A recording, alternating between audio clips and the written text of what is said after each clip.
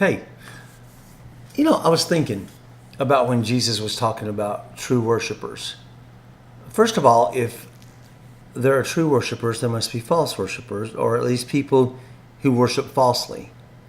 And he goes on to explain there, he says, the hour is coming, and now is, when the true worshipers will worship the Father.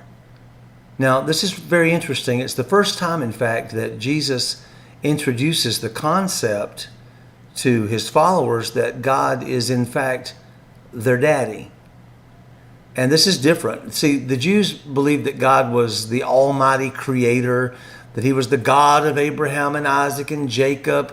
But Jesus says, look, guys, if you're going to worship God the way you're supposed to, you're going to have to see him as your daddy, your father.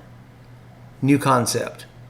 And today, you can stand in a church, lift your hands, roll your eyes back in your head, speak in tongues, sing worship songs, bow at the altar, whatever you need to do as a form of worship. But if you're not worshiping God as your father, if you don't know that he's your daddy, then it's not true worship. And think about that. When you know that someone is your daddy, then you understand certain things. You understand that you'll always be their child no matter what. See, there's no way that you can break your relationship with your father. You can break your fellowship with him, but he will always be your father regardless of what happens, regardless of what you do, regardless of his wishes or yours. You're going to always be his child.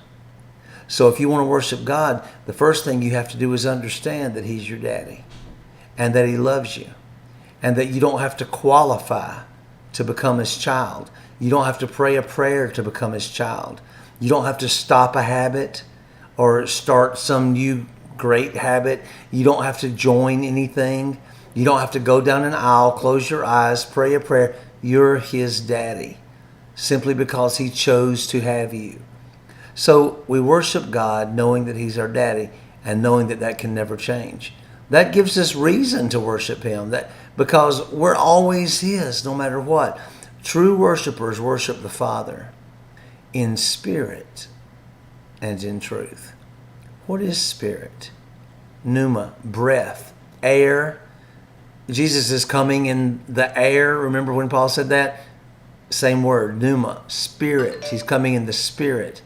He comes in our breath. He's in the invisible place. He's inside of us. My breath is in me. That's where spirit is. That's where he's coming. Did you know that when Paul the Apostle talks about the coming of the Lord, the revelation of the Lord, the revelation of Jesus Christ, all those are the same Greek word, and it's apocalypsis, and it means the uncovering. God is uncovering his Son inside of us. Paul says it in Galatians 1, that God chose to reveal his Son in me. He's being revealed in us. True worshipers worship Daddy in the Spirit. The Spirit is a place. It's a realm. It's inside of us. It's the heavenlies. It is the place where unseen angels are, where the Father is, where there's a great cloud of witnesses. Sometimes we want to have a worship service. So we'll have a practice and we'll say worship at 11 o'clock and we'll show up and sing songs. Now that's a song service. But meanwhile, there's a worship service in progress in the heavenlies, just beyond an unseen veil, just beyond our sight. Thousands lift up holy hands and bless the King of light. Seraphim and cherubim gather around the throne. We desire to join with them and sing a worship song. So we worship our Daddy in that place called Spirit. We go beyond the veil. We step out of the physical and into the Spirit. We go into that place where there's no judgment and there's no critical spirits and there's no flesh. We worship him in spirit and in truth. The truth that you're his kid. The truth that you'll always be his. He'll always be yours. Worship God today as your Father. Kick it up to a new place. Don't know him just as God. Do you know your hairdresser as hairdresser? Or do you know him as Connie or Mike? Think about that for a minute. Is God really a name or is it a position? Remember Abraham and Isaac and Jacob? Remember what everyone in their day called God? The God of Abraham, the God of Isaac, the God of Jacob.